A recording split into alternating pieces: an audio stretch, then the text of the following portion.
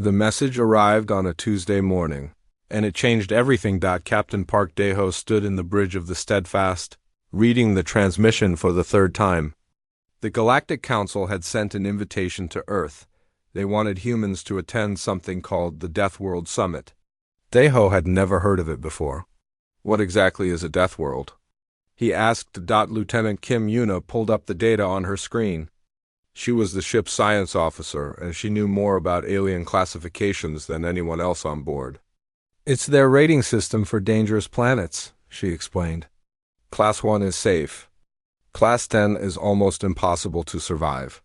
Earth is rated Class 9. Daeho raised an eyebrow. Class 9? That seems high. Yuna shook her head. It's not high enough, actually. We have earthquakes, tsunamis, hurricanes, tornadoes, volcanoes, and extreme temperatures.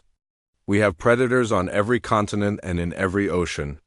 We have diseases that mutate faster than we can cure them. And 70% of our planet is covered in a substance that will kill us if we breathe it. She paused. Sir, by galactic standards, Earth is a nightmare. Daeho looked out at the stars. He had never thought of his home that way. To him, Earth was just Earth. It had problems, sure, but it was home. Now, he was learning that most species in the galaxy would never set foot on it. When do we leave? He asked. 3 weeks later, the Steadfast arrived at Station Meridian. It was massive, a city floating in space, built at the intersection of 12 different trade routes. Ships from 100 different worlds came and went every hour. Daeho had seen stations before, but nothing like this. Ambassador Ru Jasu joined him at the viewport.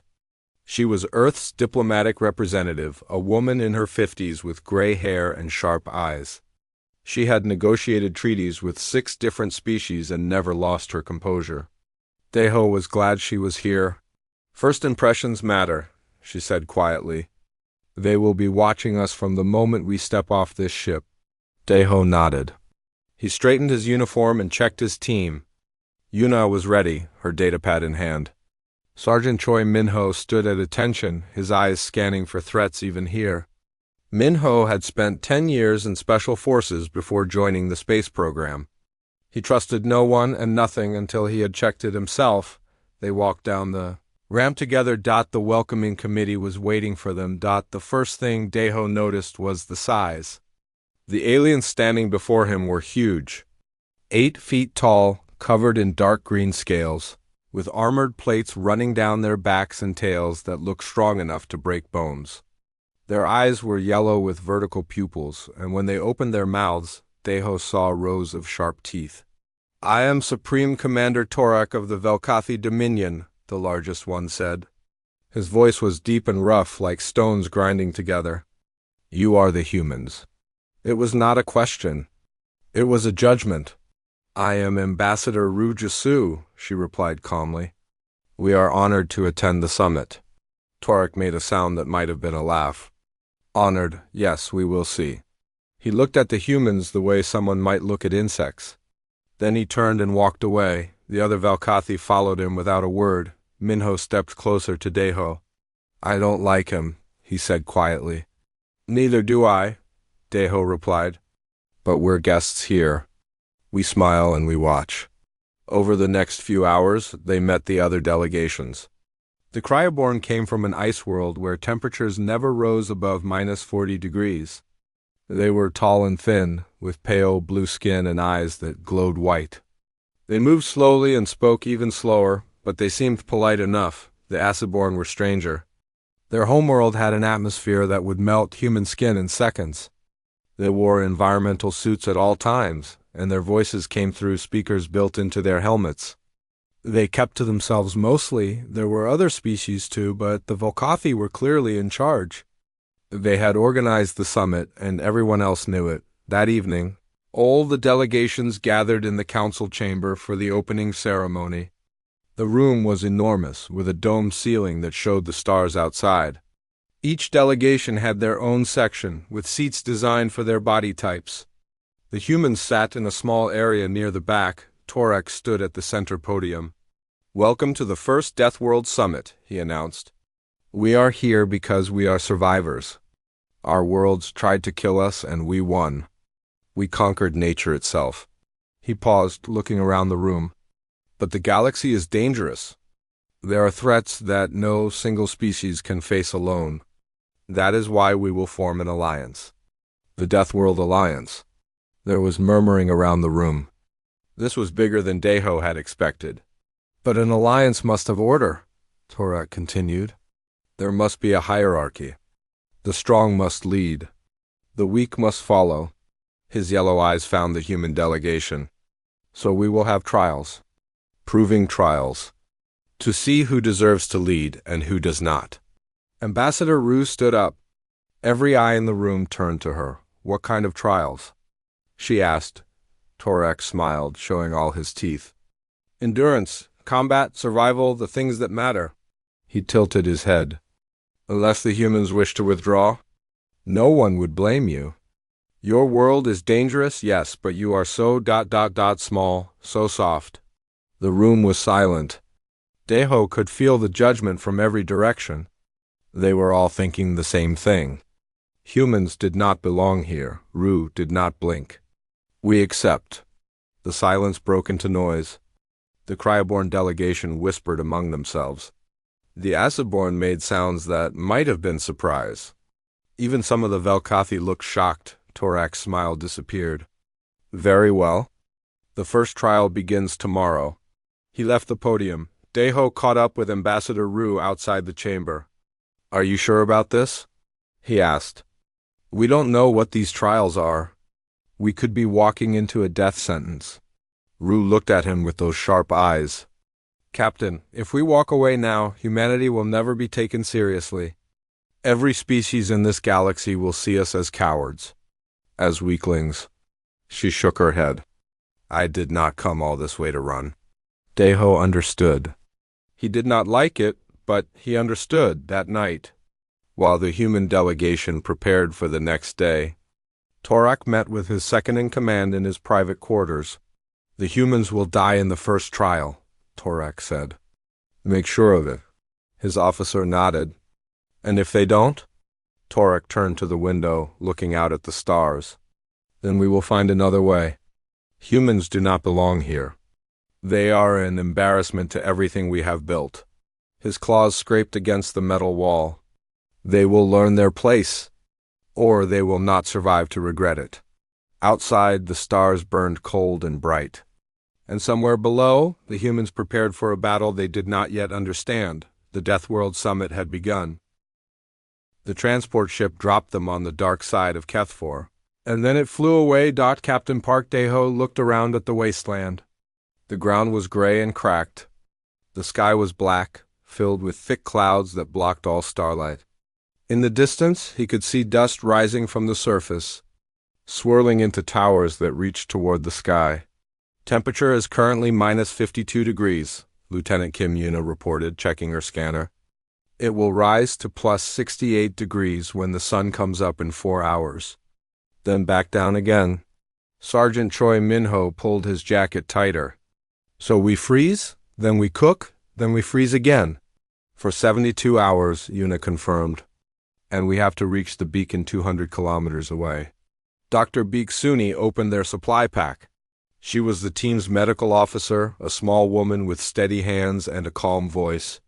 She had saved lives in war zones on 3 different planets. A desert moon did not scare her.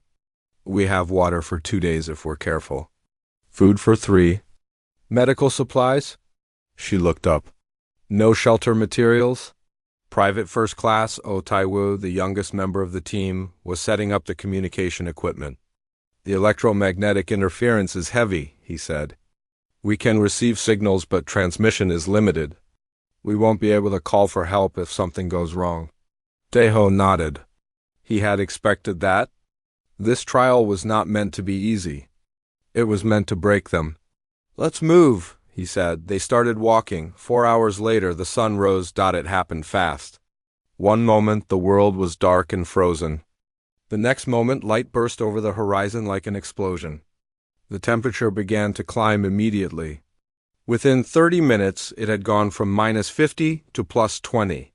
Within an hour, it was plus 45 and still rising. The Velkathi had evolved on a volcanic world. Heat was nothing to them. The Cryborn had not been so lucky. Their team had collapsed within the first 2 hours of sunlight. Deho had seen the medical transports come to evacuate them, but the humans were not collapsing. Yuna had studied the climate data before they landed. She knew what was coming. So the team had prepared? They had stripped off their heavy jackets and wrapped wet cloth around their heads and necks. They had adjusted their pace, slowing down to conserve energy. They drank small amounts of water frequently instead of large amounts occasionally. They were hot. They were uncomfortable. But they were moving. How are the Velkathi doing? Minho asked. Taiwu checked his scanner. They're ahead of us. Moving fast. They're treating this like a race. Deho shook his head. Let them race. We're not here to be first. We're here to finish. The day passed slowly. The heat reached plus 68 degrees, just as Yuna had predicted. The humans found shade where they could and rested during the worst hours. Then, as the sun began to set, they moved again. The second night was harder than the first. The temperature dropped like a stone.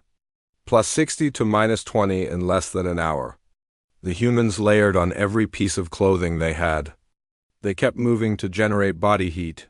Dr. Beak watched everyone for signs of frostbite or hypothermia. On the morning of the second day, they found the acid-borne team. 3 of them were sitting against a rock formation, not moving. Their environmental suits had been damaged by the temperature swings. The seals had cracked. They were alive, but they could not continue. Deho looked at them for a long moment. These were competitors, rivals. Leaving them behind would improve humanity's chances in the trial. Dr. Beak, he said, see what you can do? Beak worked on the suits for nearly an hour. She could not fully repair them, but she stabilized the seals enough that the acid-borne could survive until evacuation arrived. They thanked her in their strange mechanical voices. You did not have to do that, one of them said. Beak shrugged. Yes, I did. The team moved on. The third day brought the storm. They had known it was coming. The clouds on the horizon had been building for hours. But knowing it was coming did not make it any easier to face. The wall of dust hit them like a solid thing. Visibility dropped to 0. The wind screamed so loud that they could not hear each other speak. The dust was toxic too, filled with chemicals that would burn their lungs if they breathed it directly. The Velkathi pushed through by brute force. Their armored scales protected them from the worst of it. But the armor also blinded them. They could not see where they were going. The humans stopped. We can't walk through this, Minho said. We don't have to, Yuna replied. She pulled out her datapad and showed them the terrain map. The Velkathi are taking the direct route, but there's a canyon system to the east. It will block most of the storm. And it's shorter. Deho looked at the map. The canyon route was not on any of the official navigation data. Yuna had found it by analyzing the satellite images herself. How much shorter? He asked. 40 kilometers. Minho made a sound that was almost a laugh. The lizards are going to be angry. Good, Deho said. Let's move. They wrapped cloth around their faces to filter the air. They used ropes to stay connected so no one got lost. And they walked into the storm. The canyon was everything Yuna had promised. The walls blocked the wind and the dust. The path was rough but passable. The humans moved faster than they had in days. Hours passed. The storm continued to rage above them, but down in the canyon they were protected. Taiwu kept checking the beacon signal. It was getting stronger. We're close, he said. Maybe 5 kilometers? They climbed out of the canyon as the storm began to fade. The beacon was on a hill ahead of them, glowing bright blue in the darkness. They walked toward it together. Captain Park Deho reached the beacon first. He placed his hand on it and a chime sounded across the moon. The trial was over. For them, 20 minutes later, the Velkathi arrived. Gorak, their champion, stood at the base of the hill and stared up at the humans. His yellow eyes were filled with disbelief. Then anger. This is impossible, he growled. You cheated. Deho looked down at him. We used the terrain. We paced ourselves. We thought before we acted. He paused. That's not cheating. That's survival. Gorak roared and began to climb the hill, but the other Valkathi held him back. The trial was over. Fighting now would mean disqualification. Back on Station Meridian, Supreme Commander Torak demanded a full investigation. He claimed the humans had broken the rules. The Council reviewed all the footage from the moon's monitoring systems. Every camera, every sensor. The verdict was simple. The humans had won fairly. Torak stood before the Council, his claws scraping against the floor. Endurance means nothing, he said. Anyone can walk. The next trial will test true strength, true power. He looked at the human delegation with pure hatred in his eyes. And then we will see what these creatures really are. Ambassador Rue did not respond. She simply smiled. Later that night, Lieutenant Kim found Captain Deho on the observation deck, looking out at the stars. They still don't understand, she said. No, Deho agreed. They think we got lucky. They think endurance is our only trick. Yuna shook her head. They're wrong. Endurance isn't our trick. It's what makes all our other tricks possible. She stood beside him, watching the stars turn slowly outside the window. We didn't just survive out there, Captain. We adapted. We solved problems.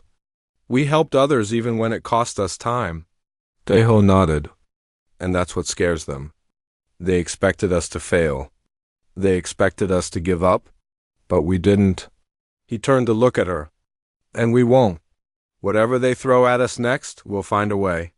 In his quarters, Torak crushed a metal cup in his claws. The humans had humiliated him in front of the entire council. They had made his people look like fools. That would not happen again. The combat trial was next. And in combat, size and strength mattered most. The humans would not be able to run. They would not be able to hide. They would fight, and they would lose. Torak was certain of it. The arena complex was the largest structure on Station Meridian. It could create any environment, any battlefield, any scenario. Today it had created a ruined city. Sergeant Choi Minho stood at the entrance with his team and studied the terrain. Broken buildings rose around them, some 20 stories high, others collapsed into piles of rubble. There were streets choked with debris, alleys too narrow for large bodies, and open squares where anyone could be seen. Above them, the ceiling displayed a gray sky. It looked real. It felt real. But it wasn't. The environment has variable gravity zones, Corporal Leonji reported. She was the team's close combat specialist, a woman who had won championships in 3 different martial arts before joining the military. Some areas are normal gravity. Some are half. Some are double. Specialist Hanjawan was checking their weapons. The guns fired stun rounds. The blades were dulled. Everything was non-lethal, but the pain feedback systems in their suits were active. If you got hit, you would feel it. We're going to be outmatched in direct combat, he said. His voice was calm and flat. Han was a tactical analyst before he was a marksman. He never spoke without thinking first. The Velkathi are faster, stronger, and tougher than us. We cannot fight them head-on. Then we don't, Minho said. We fight our way. The first round was against the Cryoborn. They were slow. Their biology was designed for cold environments where speed meant wasted energy. But they were not stupid, and they were not weak. Their limbs were long, and their reach was dangerous. Minho's team used speed and coordination. They split into 2 groups and attacked from different angles. When the Cryoborn turned to face one group, the other hit them from behind. Flanking, retreating, flanking again. Never staying still long enough to get caught, the round lasted 12 minutes. The humans won without taking a single hit. The second round was against the Acidborn. They were faster than the Cryoborn and more aggressive. Their fighting style relied on chemical weapons built into their suits, sprays of mild acid that could blind and burn. But they were not climbers. Their bodies were heavy and their suits made them clumsy. Minho took his team vertical. They climbed the ruined buildings, jumping from floor to floor, using ropes and handholds.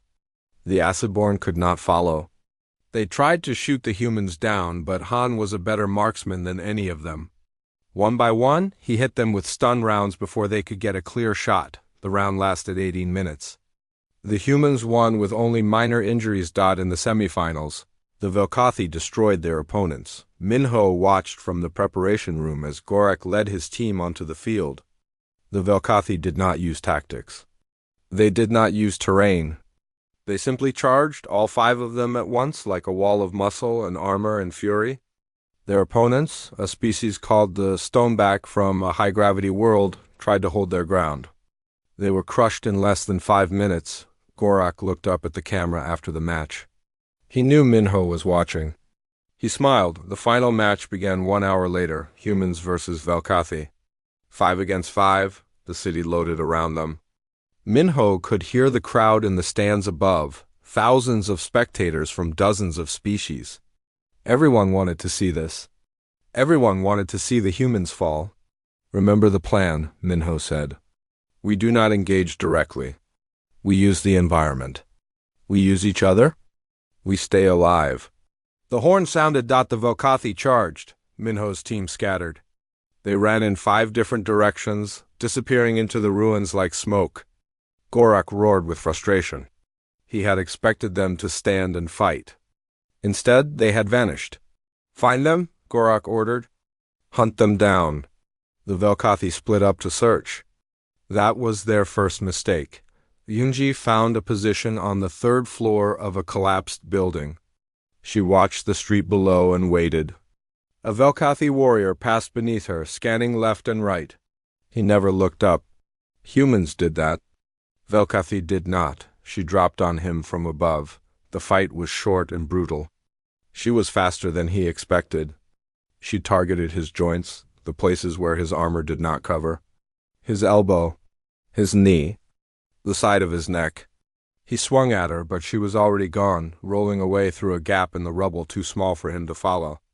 Before he could recover, Han's stun round hit him in the back. First Velkathi down, Gorak heard his warrior fall. He changed tactics, ordering his team back together. They would not be hunted alone.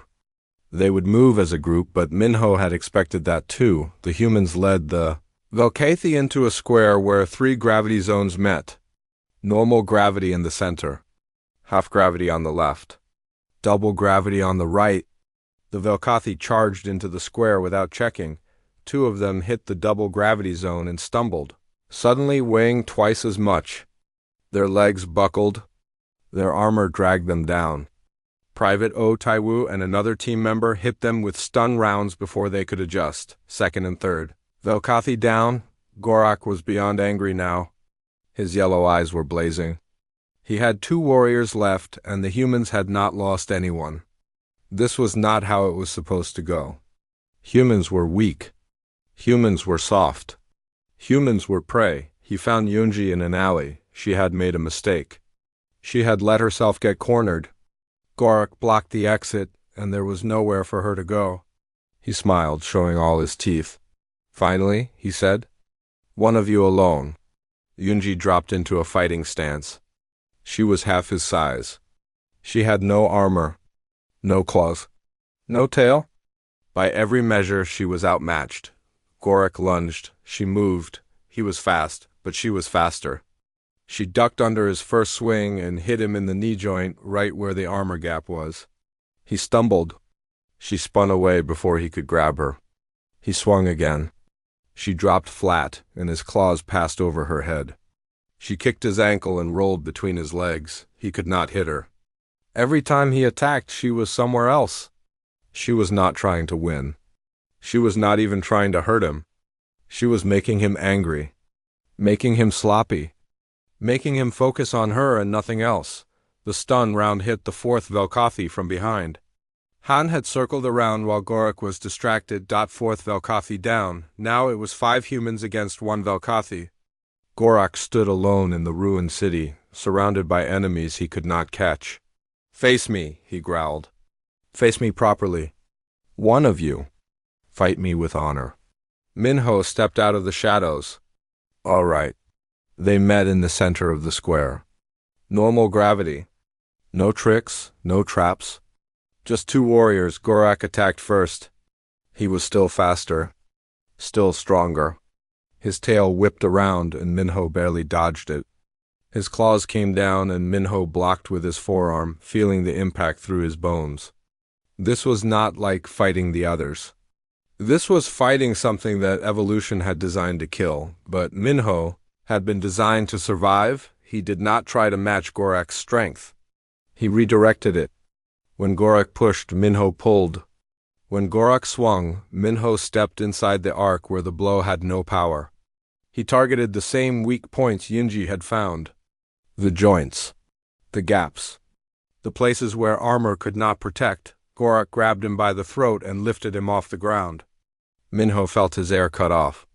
Black spots appeared in his vision. He did not panic. He reached up and pressed his thumbs into Gorak's eyes. Gorak screamed and dropped him. Minho landed, gasping, and swept Gorak's legs out from under him. The Velkathi hit the ground hard. Minho was on him instantly, his knee on Gorak's throat, his stun blade pressed against the gap beneath Gorak's jaw. "Yield," Minho said. Gorak's eyes burned with hatred. His claws scraped against the ground. He could keep fighting.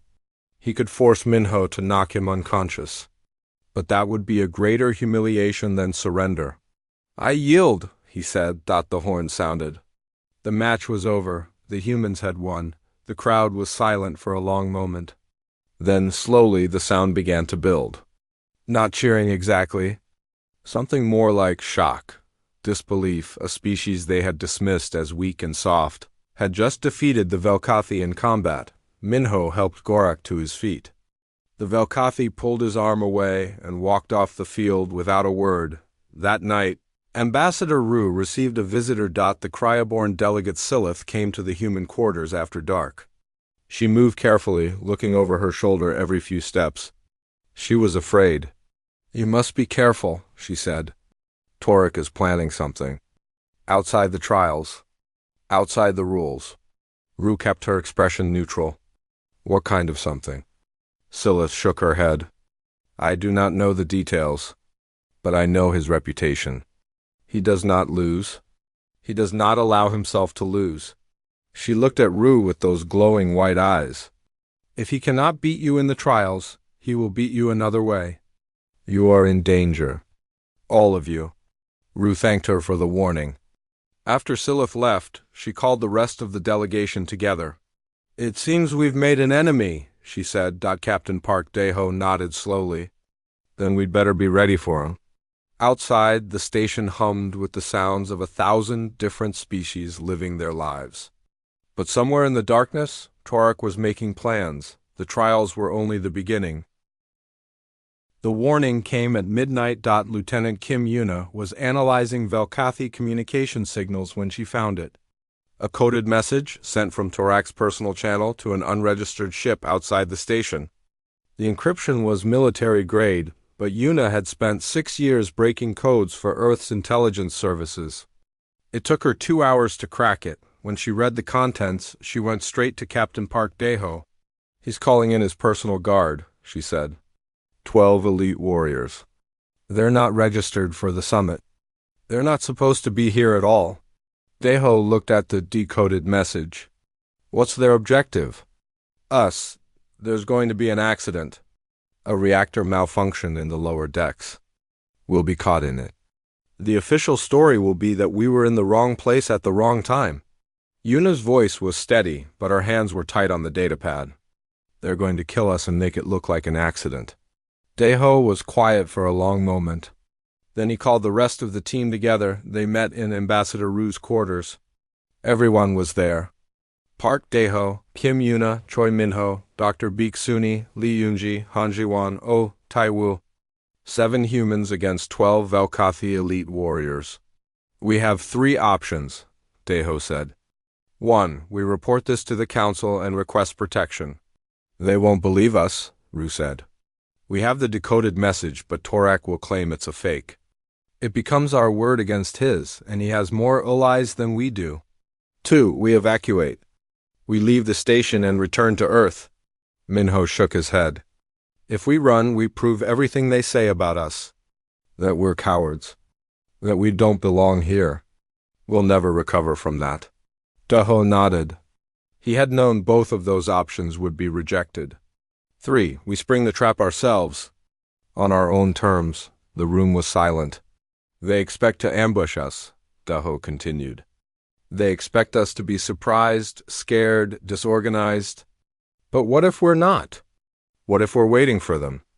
Dr. Beak spoke first. The lower decks are maintenance areas. Narrow corridors, low ceilings. All the things that limit their size advantage. Han nodded slowly.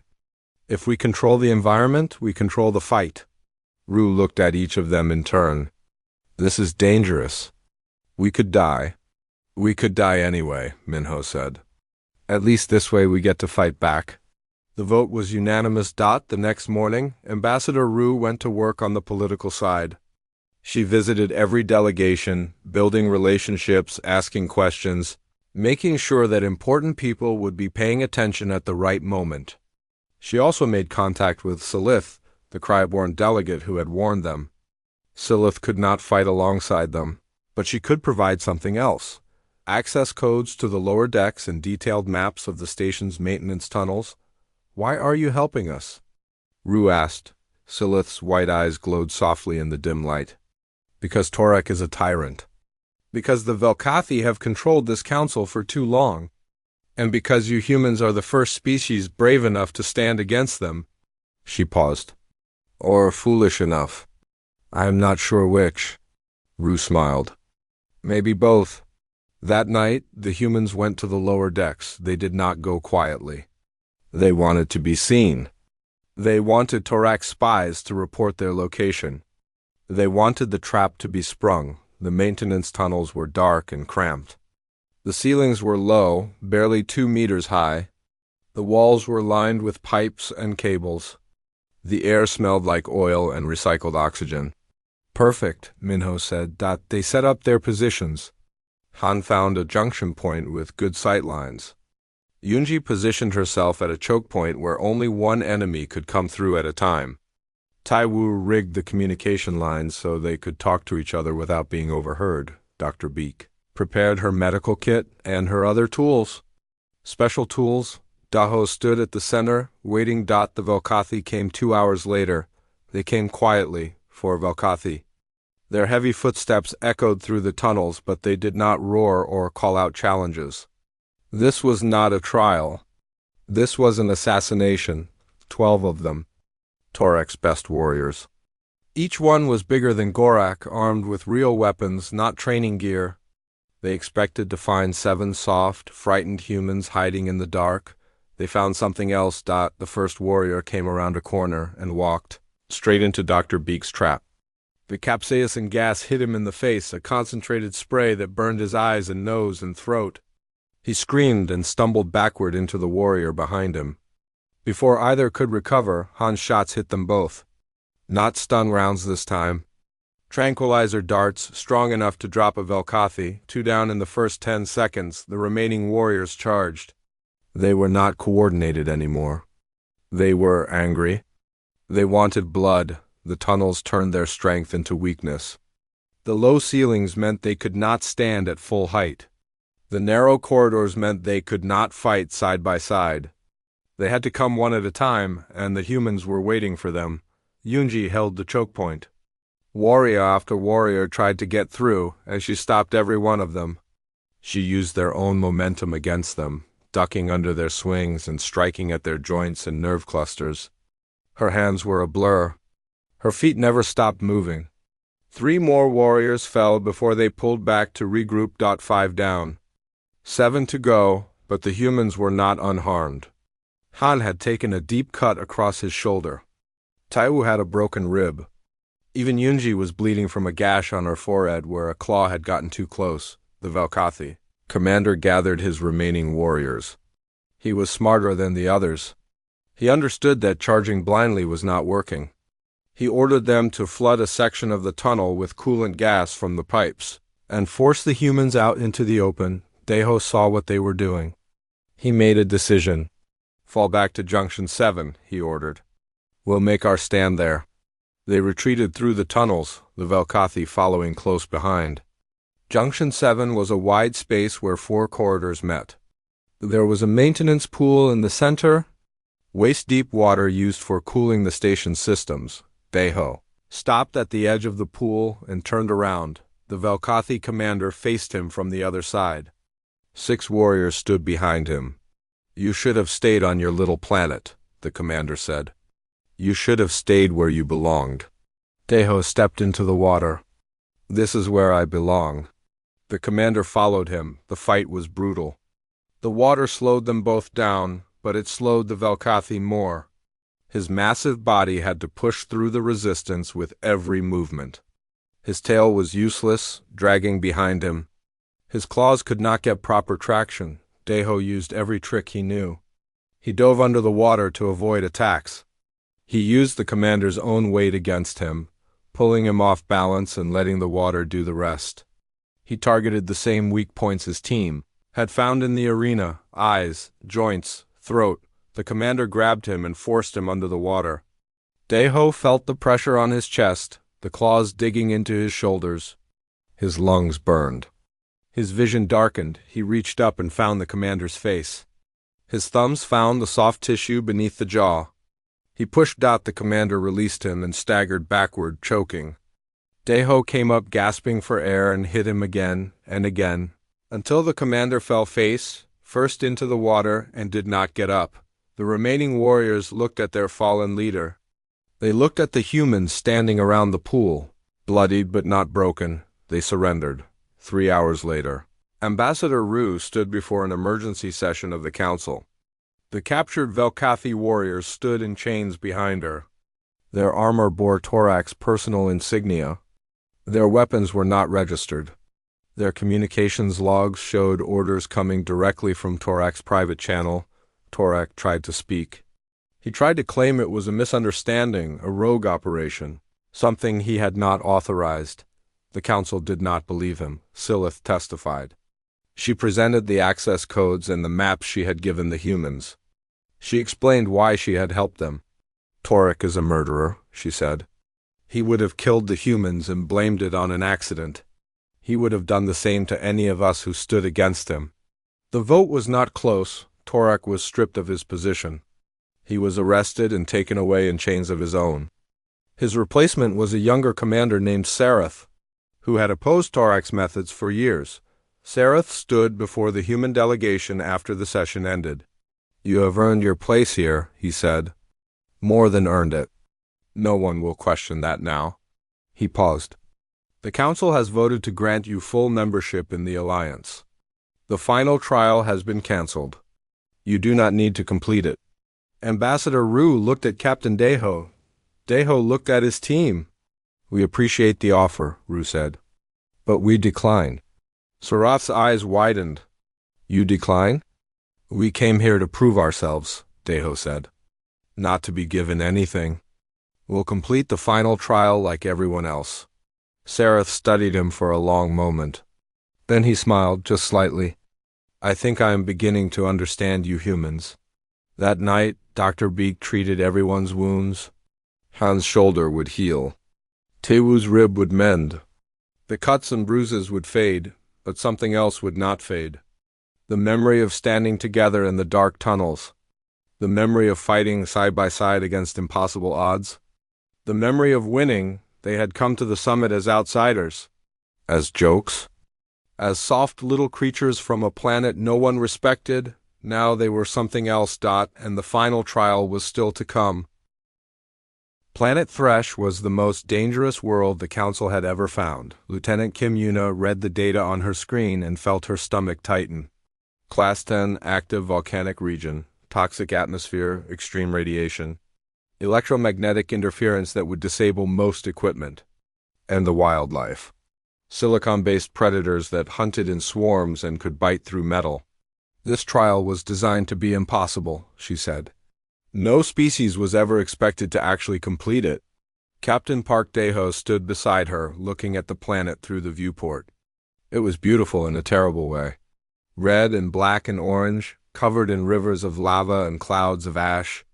A world that hated life. "Then we'll be the first," he said. The transport ships landed in a valley between 2 active volcanoes. Every Deathworld species had sent a team for the final trial.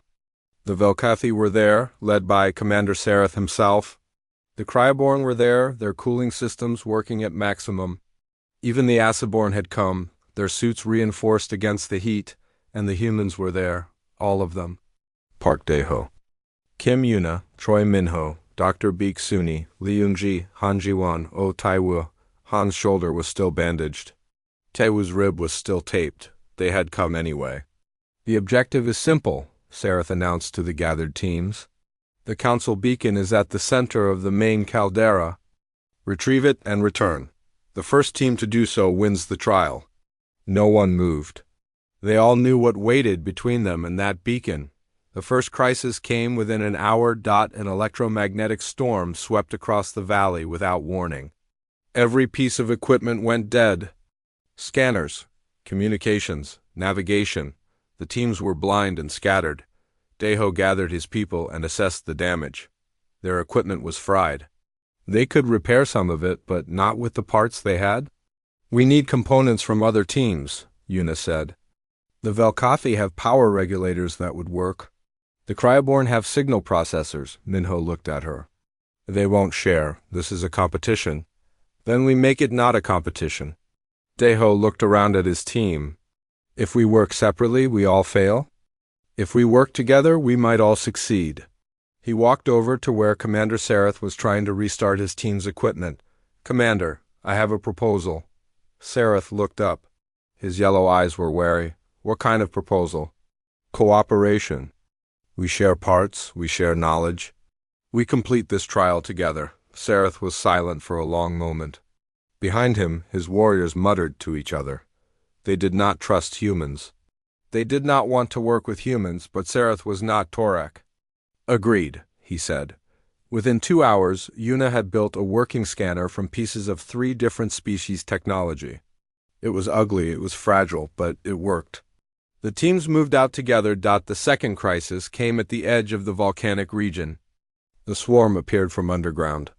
Hundreds of silicon predators, each one the size of a large dog, with bodies made of glass and metal and crystal. Their teeth could cut through anything. Their senses could detect movement from a kilometer away. The Velkathi formed a defensive line. The Cryoborn tried to fall back. The Acidborn prepared their chemical weapons. The humans moved forward. Dae-ho took point. Minho and Yoon-ji flanked him. Han provided cover fire. They did not try to kill the creatures. There were too many. Instead, they created chaos, noise, movement, confusion. They drew the swarm's attention and led it away from the other teams. What are they doing? Sareth demanded. Dr. Baek answered him.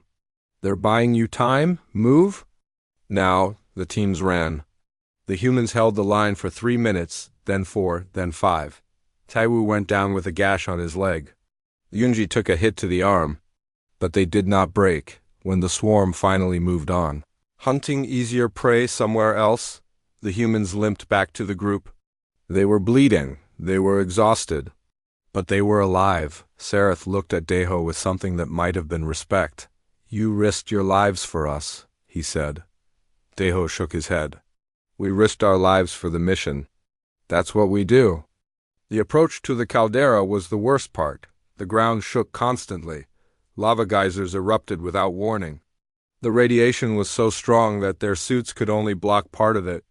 The air was poisoned, but each species had something to offer. The Velkathi used their strength to clear boulders and debris from the path. The Cryoborn used their cooling systems to create safe passages through the heat. The Acidborn neutralized toxic vents that would have killed anyone else, and the humans held it all together. They coordinated, they problem-solved. They found ways to make different technologies work with each other. They kept everyone moving when the others wanted to stop. The caldera was visible now. A massive crater filled with molten rock and toxic gas. The beacon glowed blue at the center, sitting on a platform of black stone. The final approach is too dangerous for large groups, Yuna reported. The platform is unstable. Too much weight will collapse it, Sareth nodded. A small team, then. 1 species. Dae-ho stepped forward. We'll go. No one argued.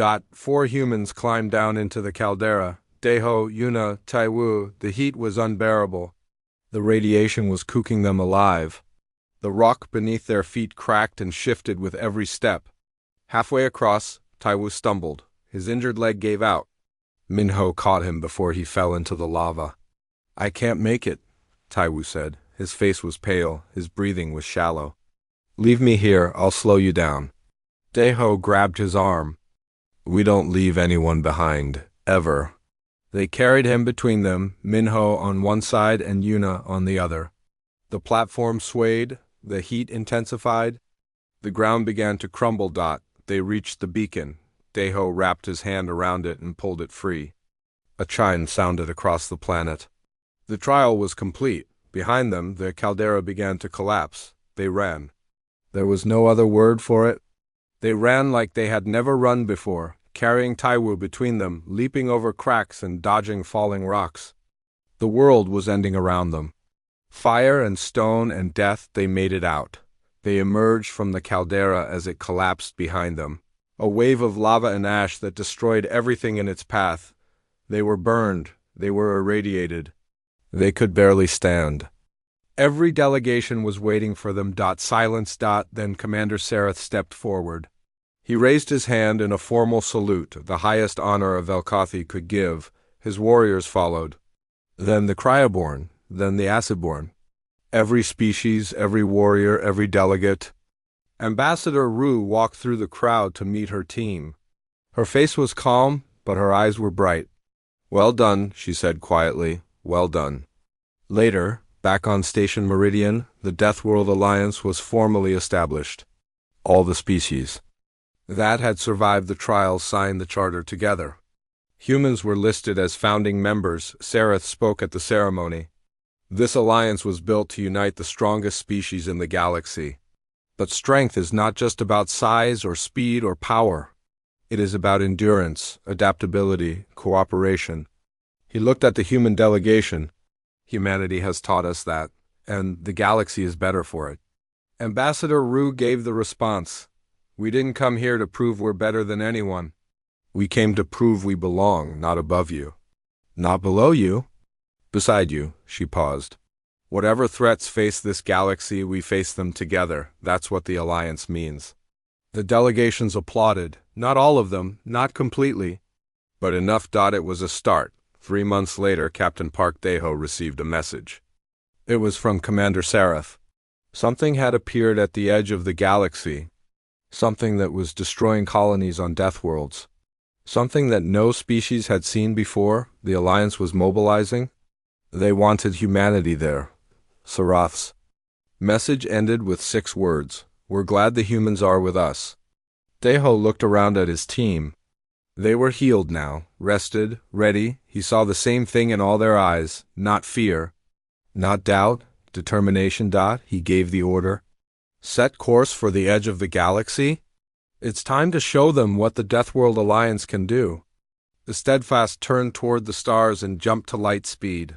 The story was not over. It was just beginning.